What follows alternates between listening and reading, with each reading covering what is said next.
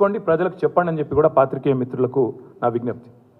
ప్రాజెక్టులో నీళ్లు ఉన్నాయి, ఇవాళ రాష్ట్ర వ్యాప్తంగా ఉండే ప్రాజెక్టుల్లో నీళ్లు ఉన్నాయి, కానీ నిర్వహించే తెలివి ఈ ప్రభుత్వానికి లేదు.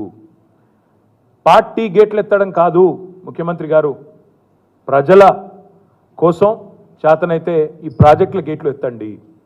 పార్టీ గేట్లు ఎత్తడం, అదే పనిలో రాజకీయాలు చేయడం కాదు, ప్రజల కోసం ప్రాజెక్టుల గేట్లు ఎత్తండి. ఫోన్ ట్యాపింగ్ కాదు, వాటర్ ట్యాపింగ్ మీద దృష్టి పెట్టండి. మీరు చేయాల్సిన పని చేయకుండా ఇవాళ పనికిమాలిన పనులు చేస్తూ ఉన్నారు. సాగర్లో నీళ్లున్నాయి, నాగార్జున సాగర్లో డ్రింకింగ్ వాటర్ కోసం. సింగూరులో నీళ్లున్నాయి, ఎల్లంపల్లిలో నీళ్లున్నాయి, ఉస్మాన్ సాగర్లో నీళ్లున్నాయి, హిమాయత్ సాగర్లో నీళ్లున్నాయి. మరి రాష్ట్ర రాజధానిలో ప్రజలు ట్యాంకర్లు ఎందుకు బుక్ చేసుకోవాలండి? ఇన్ని నీళ్లు చుట్టూతా ఉండంగా ఎందుకు ప్రజలు ట్యాంకర్లు కొనాల్సిన దుస్థితి ఉంటుందో ముఖ్యమంత్రి గారు చెప్పాలా.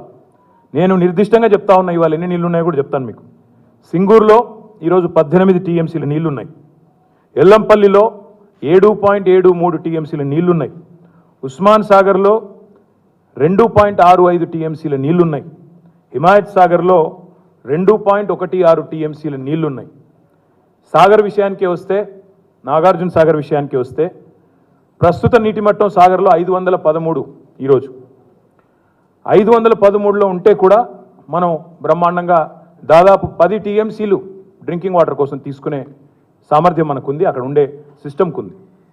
513 నుంచి ఒకవేళ 510కి పడ్డా నీళ్లు తగ్గినా 9 టీఎంసీలు తీసుకోవచ్చు.